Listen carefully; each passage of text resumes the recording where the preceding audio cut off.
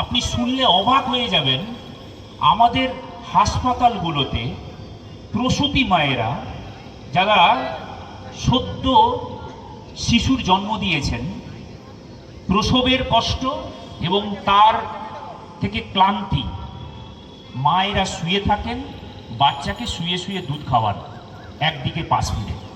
আপনি বললে বিশ্বাস করবেন না, কত সদ্যজাত শিশু একদম এই গলায় দুধটা আটকে গিয়ে মারা যায়, তার হিসেব আপনি খুঁজে পাবেন না, এত মারা যায়।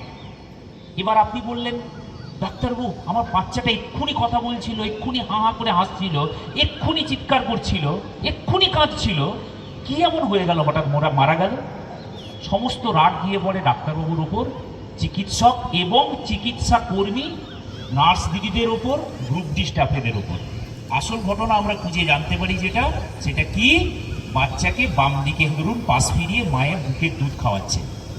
দুধ খাওয়ানোর সময় সেই দুধ খাওয়ানোর দুধের অংশটা শ্বাসনালীতে ঢুকে গেছে। বাচ্চা এতটাই ছোট যে সে কিন্তু বিষম খেতেও জানে না, বিষম খেয়ে দুধটা যে তুলে দিতে হবে সেটাও জানে না। বাচ্চা সেই অসারেই মৃত্যুবরণ করেছে, সদ্যজাত শিশু। ফলে মাথায় রাখবেন, কখনো বাচ্চাকে যদি দেখেন, অন্তত 2 বছর বয়স অবধি বাচ্চাকে কখনো শুইয়ে দুধ খাওয়ানো যাবে না। আচ্ছা, এর বাচ্চাদের ক্ষেত্রে কি করব সেটা দেখে। বাচ্চাটি শ্বাসরোধ হয়েছে, তাহলে এ কি করবে? কাঁদতে পারবে না, কথা বলতে পারবে না, এর কিন্তু চোখ বেরিয়ে আসবে আর ছটফট করতে থাকবে। একটু পরে সে নিস্তেজ হয়ে যাবে, অক্সিজেনের অভাবে তার সারা শরীরটা নীল হয়ে যাবে, শক্ত কাঠের মতো হয়ে যাবে। এই 4 মিনিটের মধ্যে কিন্তু তাকে আমাকে বাঁচাতে হবে, নইলেই কিন্তু এর মৃত্যু হবে।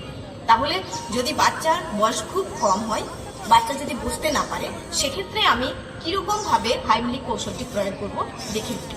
বাচ্চাটাকে এইভাবে ধরে, গলার কাছে এইভাবে ধরে আমি হাতের উপরে বাচ্চাটাকে শুইয়ে দেব।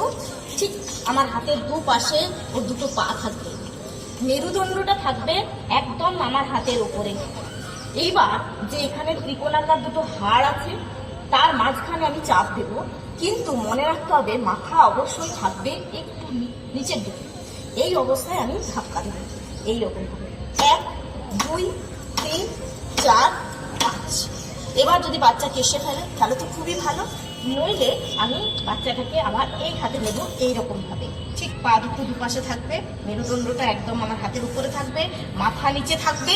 এই অবস্থায় যদি আমার বাচ্চার দেখি মুখে কিছু বেরিয়েছে, আমি আঙুলে করে অবশ্যই বের করে ফেলবো। যদি না বেরিয়েছে তাহলে আমি পরের পদ্ধতি, এই যে দুটো স্তনবৃন্ত আছে, এই স্তনবৃন্তের ঠিক মাঝখানের যে এইখানের পয়েন্টটা, এখানে আমি দুটো আঙ্গুল দিয়ে চাপ দেব। 1 2 3 4 5। বাচ্চা যদি কেশে ফেলে তার শ্বাস শুরু হয়ে যায় ভালো, নইলে আমাকে তার শ্বাস শুরু হওয়া পর্যন্ত আমাকে এই প্রসেস চালিয়ে যেতেই হবে বাচ্চাটাকে বাঁচাতে গেলে। এই প্রসঙ্গে বলে রাখি যে যদি বাচ্চা খুব ভারী হয়, আপনার হাতে নিতে অসুবিধা হয়, তাহলে আপনি তাকে এইরকম করে পায়ের উপরে নিয়ে এই পদ্ধতি প্রয়োগ করতে পারেন।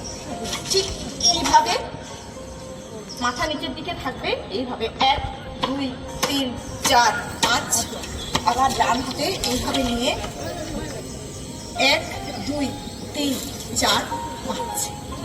এবার বলি, বাচ্চা যদি একটু বয়সে বড় হয়, বাচ্চা যদি বসতে পারে, তাহলে তাকে আমি এইভাবে কোলের সামনে বসিয়ে দেব। এই অবস্থায় তার নাভির কাছে আমি আঙুল দিয়ে এইরকম করে চাপ দেব। 1 2 3 4 5। এইভাবে আমি চাপ দিয়েই যাব যতক্ষণ না বাচ্চা কাশছে, তার শ্বাস শুরু হচ্ছে।